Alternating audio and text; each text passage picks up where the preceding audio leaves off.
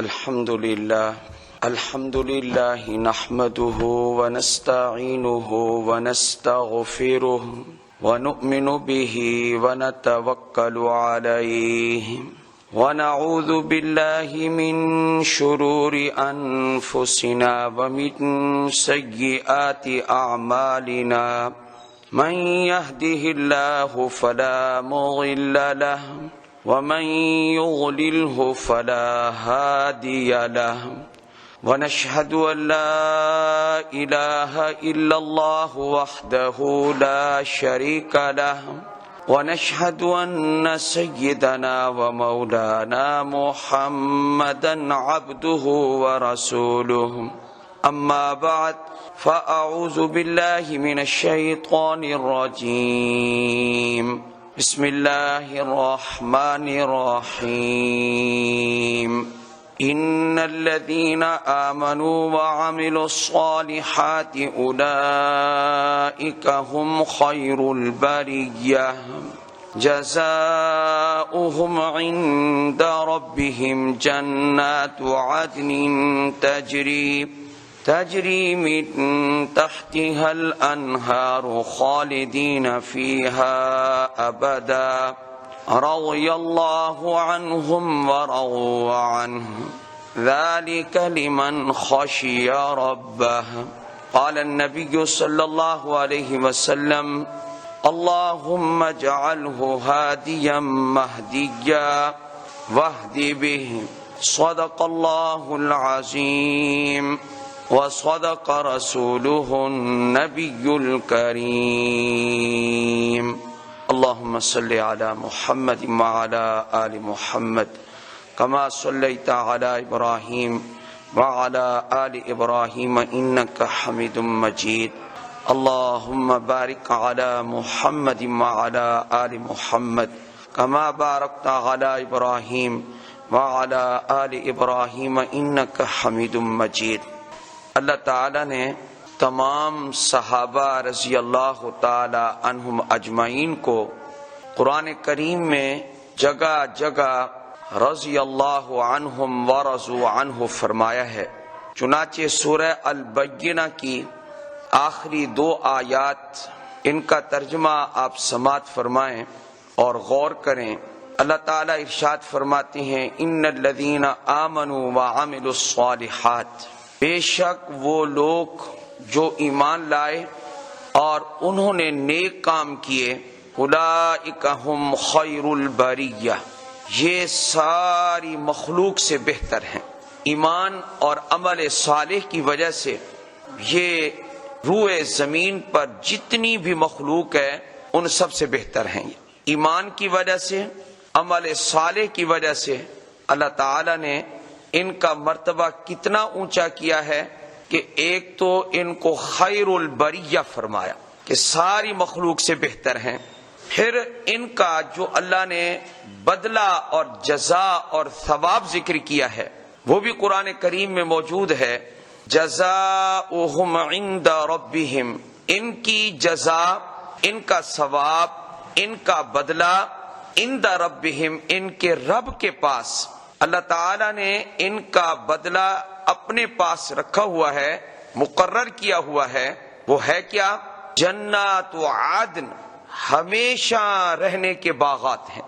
اللہ تعالیٰ نے جنات عدن ذکر کیا، پھر باغات کیسے ہیں؟ تجری من تحتها الانہار، ان کے نیچے سے نہریں بہتی ہوں گی، یہ بھی فرما دیا، اور ساتھ یہ بھی کہہ دیا خالدین فیہا ابدا، ہمیشہ ہمیشہ ان باغات میں رہیں گے، یہ بھی اللہ نے فرما دیا۔ جب یہ ذکر کیا تو اس کے بعد وہ مشہور اور معروف جو صحابہ کے لیے اللہ نے لقب ذکر کیا اس کا ذکر کیا۔ فرمایا رضی اللہ عنہم ورضوا عنہ، اللہ ان سے راضی اور وہ اللہ سے راضی۔ یہ کتنی بڑی نعمت ہے صحابہ پر اللہ تعالیٰ کی، کتنا بڑا انعام ہے کہ اللہ تعالیٰ نے دنیا ہی میں بار بار ان کے لیے اپنی رضامندی کا ذکر فرمایا ہے۔ رضی اللہ عنہم ورضوا عنہ، اور ساتھ ہی فرما دیا یہ اتنی بڑی جو کامیابی ہے اور یہ خوشنودی کا اعلان ہے اور ہمیشہ کے باغات ہیں اور ان میں ہمیشہ رہنے کی سعادت ہے. فرمایا یہ کس شخص کو نصیب ہوتی ہے؟ ذالک لمن خشی ربہ، یہ اس کے لیے ہے جو اپنے رب سے ڈرتا ہے، جس کو اپنے رب کا ڈر ہے، خوف ہے کہ نافرمانی میں نہ کروں ورنہ میری پکڑ ہوگی، میرے اوپر میرا رب ہے. فرمایا اللہ تعالیٰ یہ نعمت اس شخص کو عطا فرماتا. تو صحابہ رضی اللہ تعالیٰ عنہ مجمعین کے لیے یہ ایک آیت، اس کے علاوہ بہت سی آیات ہیں جن میں اللہ تعالیٰ نے اپنی رضامندی کا ذکر کیا ہے. انہی صحابہ میں، صحابہ کی جماعت میں ایک صحابی ہیں سیدنا امیر معاویہ رضی اللہ تعالیٰ عنہ. سیدنا امیر معاویہ رضی اللہ تعالیٰ عنہ یہ وہ شخصیت ہیں جن کا حضور اکرم صلی اللہ علیہ وآلہ وسلم سے گہرا رشتہ بھی ہے. یہ نہیں ہے کہ صرف وہ صحابی ہیں، صحابی ہونے کے ساتھ ساتھ حضور صلی اللہ علیہ وسلم کے ساتھ ان کا گہرا رشتہ بھی ہے. وہ گہرا رشتہ مشہور و معروف ہے. وہ یہ کہ حضرت ام حبیبہ رضی اللہ تعالی عنہا جو کہ نبی پاک صلی اللہ علیہ وآلہ وسلم کی زوجہ محترمہ ہے، حضرت ام حبیبہ رضی اللہ تعالی عنہا کے یہ بھائی ہیں. آپ علیہ الصلوۃ والسلام اس امت کے لیے روحانی والد ہیں، روحانی باپ کا آپ کو درجہ اور رتبہ حاصل ہے. آپ خود سوچیں، حضرت سیدنا امیر معاویہ رضی اللہ تعالی عنہ کی بہن جب زوجہ محترمہ ہے تو سیدنا امیر معاویہ حضور کے رشتے میں کیا لگے؟ سالے. اور جب سالے ہوئے تو والد کی طرف سے اگر ہم دیکھیں حضور اکرم صلی اللہ علیہ وسلم روحانی باپ کا درجہ رکھتے ہیں تو حضرت ام حبیبہ روحانی ماں ہیں. تو جب حضرت ام حبیبہ رضی اللہ تعالی عنہا ہماری روحانی ماں ہے تو یہ دنیا کا مسلم قاعدہ ہے کہ ماں کا جو بھائی ہوتا ہے وہ ماموں لگتا ہے، ماں کا جو بھائی ہوتا ہے وہ ماموں ہے. اس لحاظ سے سیدنا امیر معاویہ رضی اللہ تعالیٰ عنہ میرے سمیت آپ کے سمیت پوری دنیا کے جو مومن ہیں جی ان کے وہ روحانی رشتے میں ماموں لگتے ہیں. سیدنا امیر معاویہ رضی اللہ تعالیٰ عنہ اتنا عظیم رشتہ ہے اور اتنے عظیم صحابی ہیں اور ان کو لوگ برا بھلا کہتے ہیں. اور آپ کے علم میں ہے کہ برا بھلا جن کو کہتے ہیں لوگ تو اللہ تعالیٰ ان کا رتبہ اتنا زیادہ بڑھا دیتا ہے. ذرا آپ غور کریں کہ اس کائنات میں یہ سیدنا صدیق اکبر رضی اللہ تعالیٰ عنہ ان کو لوگ برا بھلا کہنے والے زمین پر بستے ہیں نا، لیکن اللہ تعالیٰ نے ان کا رتبہ انبیاء کے بعد بہت اونچا کر دیا. نبیوں کا مقابلہ تو نہیں ہے، نبیوں کے بعد حضرت صدیق اکبر رضی اللہ تعالیٰ عنہ کا مقام ہے. تو برا بھلا کہنے والے کہتے رہیں، اللہ ان کو توبہ کی توفیق عطا فرمائے، لیکن شان صدیق میں کوئی فرق نہیں آیا، آج تک نہیں آیا اور نہ آئے گا. اسی طرح آپ دیکھیں کہ اس زمین پر بسنے والے ایسے لوگ بھی موجود ہیں جو سیدنا عمر بن خطاب کو بھی برا بھلا کہتے ہیں رضی اللہ تعالیٰ عنہ کو، لیکن آپ نے ان کا رتبہ محسوس کیا کہ کتنا اعلیٰ رتبہ اللہ نے ان کو عطا فرمایا، اتنا اونچا رتبہ دیا. ان دونوں حضرات کو گالیاں نکالنے والے وہ اپنے نامہ اعمال میں گناہوں کا اضافہ کر رہے ہیں، وہ کسی اور کا نقصان نہیں کر رہے، وہ اپنے نامہ اعمال میں وہ بھرتے جا رہے ہیں. ان کا نہ رتبہ کل کم تھا، نہ آج کم ہے، نہ قیامت تک کم ہوگا. آپ یہ دیکھتے جائیں جو میں نے اصول بیان کیا ہے، جن کو گالیاں دیتے ہیں ان کے رتبے بھی بڑے عظیم ہیں. گالیاں نکالنے والے نکالتے رہے، کچھ کرتے ہیں کرتے رہے، رتبے بڑے عظیم ہیں. سیدنا عثمان رضی اللہ تعالیٰ عنہ کو دیکھ لیں، اللہ پاک نے ان کو وہ نعمت عطا فرمائی اور فضیلت عطا فرمائی، اس پوری کائنات میں ان کی اس فضیلت میں ان کا ثانی نہیں ہے. حضرت موسیٰ علیہ السلام نبی ہونے کی وجہ سے حضرت عثمان رضی اللہ تعالیٰ عنہ سے بہت اونچے ہیں، کیونکہ حضرت عثمان صحابی ہیں اور حضرت موسیٰ علیہ السلام اللہ کے جلیل القدر پیغمبر ہیں. لیکن دامادی کے اعتبار سے دیکھا جائے تو دامادی کے اعتبار سے دیکھا جائے حضرت موسیٰ علیہ السلام ایک پیغمبر حضرت شعیب علیہ السلام کے داماد ہیں، لیکن ان کے ایک ہرے داماد ہیں، ایک مرتبہ کے داماد ہیں، ایک بیٹی ان کے نکاح میں آئی ہے۔ اور حضرت عثمان رضی اللہ تعالیٰ عنہ کو آپ دیکھیں کہ اللہ کے پیغمبر نے ان کو ایک بیٹی دی نکاح میں، پھر جب وہ فوت ہو گئی تو دوسری بیٹی بھی ان کے نکاح میں دے دی۔ حضرت علی رضی اللہ تعالیٰ عنہ کو دیکھیں، خارجی لوگ حضرت علی رضی اللہ تعالیٰ عنہ کو بہت برا بھلا کہتے ہیں، خارجی لوگ، لیکن کیا حضرت علی کا مقام کم ہوا؟ نہ ہوا، نہ ہوگا، نہ ان کا کوئی مقام کم ہے۔ اللہ نے ان کے مقامات بڑھا دیے ہیں، بلکہ حضرت حسن رضی اللہ تعالی عنہ 6 مہینے خلافت کرنے کے بعد سیدنا امیر معاویہ رضی اللہ تعالی عنہ سے صلح فرما لیتے ہیں۔ حضرت حسن صلح کر لیتے ہیں اور ان کو حکومت دے دیتے ہیں کہ میں آپ سے متفق ہوں، آپ کو میں بادشاہ مانتا ہوں، آپ کو میں بڑا مانتا ہوں۔ حضرت حسن رضی اللہ تعالیٰ عنہ نے صلح فرما لی۔ حضرت حسن رضی اللہ تعالیٰ عنہ نے جب صلح کی، حالانکہ آپ یہ دیکھیں کہ نبی پاک صلی اللہ علیہ وسلم کے نواسوں کا مقام بہت اونچا ہے، انہوں نے صلح کر لی، اور جب صلح کی دوسرے قسم کے جو لوگ ہیں انہوں نے حضرت حسن رضی اللہ تعالی عنہ کو کیا کہنا شروع کر دیا؟ جو اپنے آپ کو محب اہل بیت کہلاتے ہیں، ان لوگوں نے کہا، ان لوگوں نے حضرت حسن کو یہ کہنا شروع کر دیا کہ السلام علیک یا مخزی الاسلام یا مخزی المسلمین، یہ اے مسلمانوں کو رسوا کرنے والے تیرے اوپر سلام ہو۔ یہ بات حضرت حسن کو کہنے لگے لوگ اس زمانے میں۔ آپ یہ بتائیں کہ ایسے لوگ جو منہ سے باتیں نکالتے تھے وہ نکالتے رہے، آج تک حضرت حسن کے مقام میں کوئی فرق آیا ہے؟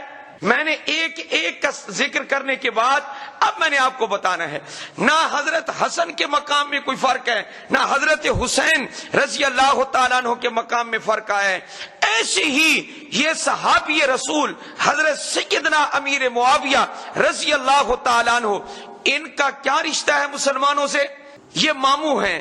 یہ روحانی رشتے کے اعتبار سے کل مسلمانوں کے، کل مومنین کے جو اصلی مومن ہیں ان کے یہ ماموں ہیں، اور ہر مومن حضرت سیدنا امیر معاویہ رضی اللہ تعالیٰ عنہ کا احترام کرتا ہے۔ صحابی جلیل، وہ ایک جلیل القدر صحابی ہیں حضرت سیدنا امیر معاویہ رضی اللہ تعالیٰ عنہ۔ کوئی کچھ کہتا رہے، اگر گالی دے گا سیدنا امیر معاویہ رضی اللہ تعالیٰ عنہ کو، اپنا نامہ اعمال سیاہ کرے گا، اپنا جو ہے نقصان کرے گا، لیکن نہ کل فرق آیا، نہ آج آیا ہے، نہ قیامت تک فرق آئے گا حضرت امیر معاویہ کی شان میں رضی اللہ تعالیٰ عنہ۔ ان کا مقام، جو کچھ اللہ نے ان کو مقام دینا تھا وہ برقرار ہے، اور وہ کس جماعت میں شامل ہیں؟ وہ اسی زمرے میں، اسی جماعت میں شامل ہیں۔ کون سی جماعت ہے؟ رضی اللہ عنہم ورضوا عنہ، اللہ ان سے راضی اور وہ اللہ سے راضی۔ یہ مقام اور یہ رتبہ اللہ دے چکا ہے، یہ ان تمام صحابہ کو، سیدنا امیر معاویہ کو بھی یہ مقام مل چکا ہے۔ اللہ کی رضا ان سب کے لیے ہے۔ حضرت امیر معاویہ رضی اللہ تعالیٰ عنہ تو وہ خوش نصیب صحابی ہیں جو اپنے والد ماجد حضرت ابو سفیان رضی اللہ تعالیٰ عنہ سے بھی پہلے ایمان لا چکے ہیں۔ وہ یہ فرماتے ہیں، خود فرماتے ہیں، فرمایا کہ جب نبی پاک صلی اللہ علیہ وآلہ وسلم عمرۃ القضاء میں مکہ المکرمہ تشریف لائے، عمرۃ القضاء کس سن میں ہوا؟ سن 7 ہجری میں ہوا عمرۃ القضاء۔ تو عمرۃ القضاء کے موقع پر جب نبی پاک صلی اللہ علیہ وسلم تشریف لائے مکہ المکرمہ میں، حضرت فرماتے ہیں انا مصدق بہ، میں اس وقت بھی، سیدنا یہ امیر معاویہ فرماتے ہیں رضی اللہ تعالیٰ عنہ، میں اس وقت بھی حضور کی تصدیق کرنے والا تھا۔ میں دل سے سمجھتا تھا کہ یہ اللہ کے نبی ہیں اور سچے ہیں، میں اس وقت بھی سمجھتا تھا، لیکن میں نے اپنے ایمان کا اظہار 1 سال تک نہیں کیا۔ کیا وجہ تھی کہ اپنے ایمان کا اور اسلام کا اعلان نہیں کیا، اظہار نہیں کیا؟ تو اس کی ایک خاص وجہ تھی جس کو وہ اپنے الفاظ میں یوں بیان فرماتے ہیں، فرمایا قتم تو اسلامی میں نے اپنا اسلام چھپا رکھا تھا، 1 سال تک میں نے چھپایا، ورنہ دل سے میں مان چکا تھا 1 سال پہلے ہی۔ فرمایا والد کی وجہ سے میں نے اس کو چھپایا کہ میرا والد مجھ سے ناراض نہ ہو جائے، کیونکہ اس وقت تک حضرت ابو سفیان اسلام نہیں لائے تھے۔ جب سن 8 ہجری میں مکہ المکرمہ فتح ہوا، اس وقت اسلام لائے کون؟ حضرت ابو سفیان رضی اللہ تعالی عنہ۔ تو جب وہ اسلام لائے تو حضرت سیدنا امیر معاویہ رضی اللہ تعالی عنہ کو اپنے اسلام کے اظہار کا موقع مل گیا کہ اب تو میرے والد صاحب بھی کیا لائے؟ اسلام لائے۔ اب کھل کر اعلان کر دیا کہ میں مومن ہوں اور میں مصدق ہوں، میں تصدیق کرنے والا ہوں۔ یہ وہ خوش نصیب صحابی ہیں۔ اب ایک بات تو بتائیں کہ حضرت ام حبیبہ وہ صحابیہ بھی ہیں، مومنہ بھی ہیں، مسلمہ بھی ہیں، حضور کی زوجہ محترمہ بھی ہیں، ام المومنین بھی ہیں، اور جو بھائی ہیں حضرت امیر معاویہ وہ بھی صحابی رسول ہیں رضی اللہ تعالیٰ عنہ، اور جو والد ہیں حضرت ابو سفیان رضی اللہ تعالیٰ عنہ وہ بھی صحابی رسول ہیں۔ اور اگر یہ ایک اور رشتہ آپ غور کریں تو حضرت امیر معاویہ رضی اللہ تعالیٰ عنہ کی والدہ ماجدہ، ان کا نام ہے حضرت ہندہ۔ حضرت ہندہ بھی فتح مکہ کے موقع پر اسلام لائی ہیں، وہ بھی صحابیہ بنی ہیں۔ تو اب آپ یہ بتائیں کہ جس گھر میں 4 افراد صحابی اور صحابیات ہوں، جس گھرانے کے 4 افراد، اس گھرانے کو برا بھلا کہنا چاہیے؟ یہ کس کی کم بختی ہوگی جو ان کو برا بھلا کہے گا؟ آپ یہ دیکھیں کہ باپ بھی مسلمان صحابی رسول، بھائی بھی صحابی رسول، اور ماں بھی صحابی رسول، اور جو بہن ہے وہ صرف صحابیہ نہیں ہے، وہ ام المومنین ہے، تمام مومنین کی روحانی ماں ہے۔ یہ وہ گھرانہ ہے حضرت ابو سفیان رضی اللہ تعالیٰ عنہ کا۔ اسلام سے پہلے کیا تھا؟ زمانہ جاہلیت میں حضرت ابو سفیان رضی اللہ تعالیٰ عنہ جب اسلام نہیں لائے، اس وقت ڈٹ کر اسلام کی مخالفت کی ہے۔ یہ نہیں ہے کہ مخالفت نہیں کی، لیکن جب آپ اسلام لائے ہیں پھر اسلام کی خوب آپ نے مدد کی ہے۔ آپ یہ دیکھیں فتح مکہ کے موقع پر نبی اکرم صلی اللہ علیہ وآلہ وسلم نے کیا اعلان فرمایا؟ اس موقع کا اعلان بھی تو سنو تاکہ پتہ چلے۔ فرمایا جو شخص اپنا دروازہ بند کر لے گا چاہے وہ کافر کیوں نہیں ہوگا، فرمایا کہ دروازہ بند کر لے۔ حضور اکرم صلی اللہ علیہ وسلم نے فرمایا ہم اس سے نہیں لڑیں گے، ہم اس کو کچھ نہیں کہیں گے جو آج دروازہ بند کر لے۔ اور فرمایا حضرت ام ہانی جس کو پناہ دے دے، حضرت علی کی بہن رضی اللہ تعالی عنہ، فرمایا جس کو ام ہانی نے پناہ دی ہم نے بھی اس کو پناہ دی ہے۔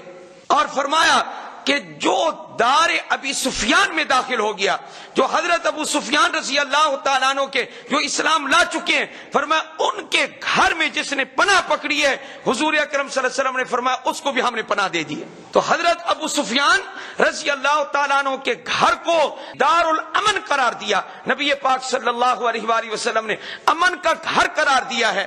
یہ وہ شخصیات ہیں، یہی وجہ ہے کہ آگے کے جتنے غزوات ہیں ان میں حضرت ابو سفیان موجود ہیں۔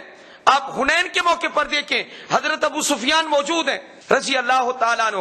علماء تو یہ فرماتے ہیں کہ اسلام سے پہلے اگر آپ دیکھیں تو حضرت ابو سفیان تو مد مقابل اسلام سے پہلے اسلام کے مد مقابل آئے ہیں۔ غزوہ احد میں دیکھ لیں، غزوہ خندق میں دیکھ لیں، اور غزوات میں دیکھ لیں، کیونکہ اس وقت وہ اسلام نہیں لائے تھے تو برملا یہ ان کی طرف سے تھے۔ لیکن آپ کسی بھی غزوے کو، کسی بھی جہاد کو آپ اٹھا کر دیکھیں کہ حضرت امیر معاویہ رضی اللہ تعالیٰ عنہ اسلام سے پہلے بھی آپ نے کسی بھی ایسی لڑائی میں شرکت نہیں کی جو حضور صلی اللہ علیہ وسلم کے مد مقابل کی گئی ہے۔ اسلام سے پہلے بھی حضرت امیر معاویہ نے حضور سے جنگ نہیں کی۔ یہ سمجھانا چاہتا ہوں، یہ عرض کرنا چاہتا ہوں۔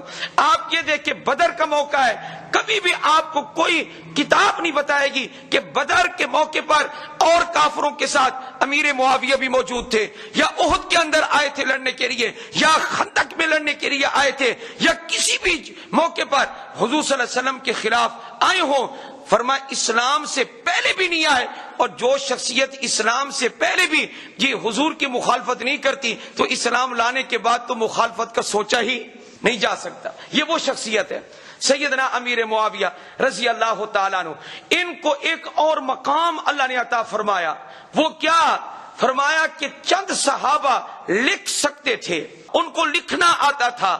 ان میں سیدنا امیر معاویہ رضی اللہ تعالی عنہ بھی شامل ہیں. ان کے بارے میں آتا ہے حضور اکرم صلی اللہ علیہ وآلہ وسلم پر وحی نازل ہوتی تو جس طرح زید بن ثابت رضی اللہ تعالیٰ عنہ کو کبھی حضور بلاتے اور وحی لکھواتے تھے، فرمایا ایسے ہی سیدنا امیر معاویہ سے بھی وحی لکھواتے تھے. تو یہ کاتب وحی نبی ہیں صلی اللہ علیہ وآلہ وسلم. میں ہمیشہ کہتا رہتا ہوں، آپ اپنا منشی لکھنے والا کس کو رکھیں گے؟ امانت دار یا کوئی خائن؟ امانت دار. آپ کا منشی ذرا گڑبڑ کرے تو آپ اس کو منشی رکھیں گے؟ آپ نہیں رکھیں گے. جبکہ آپ کا معاملہ دنیا کا معاملہ ہے، آپ کا کاروبار دنیاوی کاروبار ہے، آپ کا لین دین دنیا کے لین دین ہے، لیکن وہی اتنا نور ہے اور وہ ایک بہت امانت ہے. تو کیا اللہ کا نبی حضرت امیر معاویہ رضی اللہ تعالیٰ عنہ کو جی اپنا کاتب مقرر کر رہے ہیں؟ کیا ہمیں 100% یقین نہیں ہو رہا کہ حضرت امیر معاویہ کامل درجے کے امین ہیں؟ کیونکہ حضور کا انتخاب جو عام انتخاب نہیں ہو سکتا. عام بندہ پھر بھی انتخاب میں غلطی کر سکتا ہے. اللہ کے نبی نے جو چناؤ کیا ہے وہ بہترین چناؤ کیا ہے وہی لکھنے کے لیے. حضور اکرم صلی اللہ علیہ وآلہ وسلم کے خطوط بھی لکھا کرتے تھے. جب آپ خط لکھواتے تو آپ علیہ الصلوۃ والسلام سیدنا امیر معاویہ کو کہتے میں بولتا جا رہا ہوں تم لکھتے جاؤ اور میں فلاں کے نام خط لکھ رہا ہوں. اتنے فضائل ہیں سیدنا امیر معاویہ رضی اللہ تعالیٰ عنہ کے. اور کنڈے اس لیے کہ یہ دشمنان اسلام کی چال ہے کہ سیدنا امیر معاویہ رضی اللہ تعالیٰ عنہ کا یوم وفات جو 22 رجب المرجب ہے، اس مہینے کی 22 تاریخ کو حضرت کا وصال ہوا ہے. میں نے یہ بیان ایک جمعہ بعد میں کرنا تھا، لیکن میں نے تنبیہاً پہلے کر دیا ہے آپ حضرات کو متنبہ کرنے کے لیے کہ خدا را ان رسومات میں نہ پڑھنا. یہ وہ رسم ہے کہ جس سے عدوان صحابہ نے، دشمنان صحابہ نے ایک خوشی کا موقع ڈھونڈا ہوا ہے. اور وہ موقع کیا ہے کہ 22 رجب المرجب کو سیدنا امام جعفر صادق کی نیاز ہے. حالانکہ امام جعفر صادق رحمت اللہ علیہ کا نہ تو یوم ولادت ہے 22 رجب المرجب کو، نہ ہی آپ کا یوم وفات ہے. اس لیے یہ بالکل غلط کہتے ہیں. یہ کس دن کنڈے کرتے ہیں؟ جس دن سیدنا امیر معاویہ رضی اللہ تعالیٰ عنہ کی وفات ہوئی ہے اس دن یہ خوشی مناتے ہیں. اور ہمارا یہ سنی مسلمان یہ لا علمی میں اور اپنی جہالت کی وجہ سے اس کو ثواب سمجھ کر یہ کنڈے کرتا ہے اور کہتا ہے کہ آؤ تم اور اندھیرے میں آ کر ان کنڈوں کو کھاؤ. اس کو غیرت نہیں ہے، یہ جاہل ہے. ہمارا یہ سنی بالکل جاہل ہے، جو کنڈے کرتا ہے یہ جاہل ہے. اس لیے میں یہ کہہ رہا ہوں یا تو اللہ اس کو ہدایت دے ہمارے اس سنی کو، اور کنڈے کیا کر دے، چھوڑ دے. اس لیے کہ صحابی رسول رضی اللہ تعالیٰ عنہ کی دشمنی یاد رکھیں کہ ایک جملہ ایک عرب نے لکھا کہ جس نے بھی کسی صحابی کو گالی دی معاذ اللہ رضی اللہ تعالی عنہ حضور کے کسی صحابی کو برا بھلا کہا ہے، اس کی سزا پتہ کیا ہے؟ قبر میں تو جائے گا تو جو ہوگا، اور آخرت میں جائے گا جو ہوگا، جو سزا ہوگی. فرمایا اس کی موت سے پہلے اللہ تعالیٰ اس کے قلب کو، اللہ اس کے دل کو موت عطا فرمائے. یہ سزا ہے اس شخص کی جو صحابی رسول کو کیا کہے، برا بھلا کہے. اس لیے اس رسم کا تعلق امام جعفر صادق کی نہ ولادت سے ہے نہ وفات سے ہے، بلکہ سیدنا امیر معاویہ رضی اللہ تعالیٰ عنہ کا یوم وفات یہ لوگ خوشی سے منا رہے ہیں. اور ہمارا مسلمان یہ حلوے پکا رہا ہے، یہ پوریاں پکا رہا ہے اور یہ رسم کر رہا ہے. رسموں میں تمہیں کس نے ڈالا؟ جتنی رسمیں کرتے ہو اتنی تم سنت سے دور ہو جاتے ہو، سنت اٹھ جاتی ہے. اور یہ صحابہ رضی اللہ تعالیٰ عنہ مجمعین یہ کیوں اس رتبے پر فائز ہوئے؟ اس لیے کہ انہوں نے حضور کی سنت پہ مکمل عمل کیا ہے، یہ کامل عمل کرنے والے ہیں. آپ یہ دیکھیں کہ امام جلال الدین سیوطی رحمہ اللہ نے لکھا کہ ایک آدمی سیدنا امیر معاویہ رضی اللہ تعالیٰ عنہ کے پاس آیا. اس نے دیکھا کہ آپ جس کمرے میں بیٹھے ہیں اس میں ایک بچہ ہے اور حضرت امیر معاویہ رضی اللہ تعالیٰ عنہ کے گلے میں ایک رسی ہے اور وہ بچہ کھینچ رہا ہے. حضرت امیر معاویہ جیسے وہ کھینچتا ہے حضرت امیر معاویہ اس کے ساتھ ساتھ کھینچتے جا رہے ہیں. تو اس نے کہا آپ اتنے بڑے آدمی ہیں, اتنے ذہین و فطین ہیں, اور یہ بچے کے ساتھ آپ کھیل رہے ہیں. تو انہوں نے کہا کہ میں نے نبی پاک صلی اللہ علیہ وسلم سے ایک حدیث سنی ہے, من کان لہ صبی فلیتصاب لہ او کما قال صلی اللہ علیہ وسلم, جس کے پاس کوئی بچہ ہو اور وہ بچہ کھیلنا چاہے تو اس بڑے کو بھی چاہیے کہ بچے کے ساتھ کھیلے.